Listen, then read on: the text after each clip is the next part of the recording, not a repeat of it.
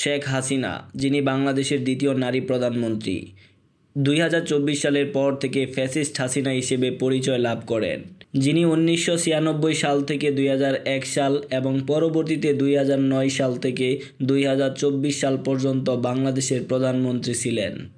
শেখ হাসিনার শৈশব কৈশোর কেটেছে দাদা দাদির কুলে পিঠে মধুমতি নদীর তীরে টুঙ্গিপাড়া গ্রামে। শেখ মুজিব ও ফজিলাতুন্নেসা মুজিবের ঘর আলো করে 1947 সালে এক কন্যা সন্তান জন্ম নেয়। তিনি হচ্ছেন বর্তমানের শেখ হাসিনা। 5 ভাই বোনের মধ্যে হাসিনাই সবার বড়। আদর করে তাই তাকে সকলেই হাসু বলে ডাকত। সেই ছোট্ট হাসুর পড়াশোনা শুরু হয় টুঙ্গিপাড়া গ্রামের প্রাথমিক বিদ্যালয় দিয়ে।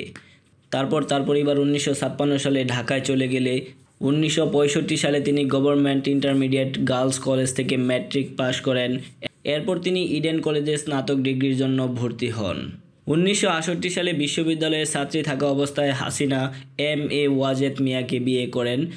তাদের সংসার জীবনে সজীব ওয়াজেদ জয় এবং সাইমা ওয়াজেদ পুতুল নামে রয়েছে 2 সন্তান। হাসিনা 1973 সালে ঢাকা বিশ্ববিদ্যালয়ের বাংলা সাহিত্য থেকে স্নাতকোত্তর ডিগ্রি অর্জন করেন। 2009 সাল থেকে 2024 সাল পর্যন্ত বাংলাদেশের প্রধানমন্ত্রী থাকা শেখ হাসিনা বাংলাদেশের প্রথম রাষ্ট্রপতি শেখ মুজিবুর রহমানের জ্যেষ্ঠ কন্যা ছিল। 2024 সালের ছাত্র আন্দোলন এবং অসহযোগ আন্দোলনের ফলে ছাত্র জনতার অভ্যুত্থানের মুখে ক্ষমতাচ্যুত হয়ে পলায়নের মধ্য দিয়ে তার দীর্ঘ 15 বছরের ফ্যাসিবাদী ও কর্তৃত্ববাদী শাসনকালের অবসান ঘটে। বর্তমানে শেখ হাসিনা ভারতে নির্বাসিত জীবন কাটাচ্ছেন।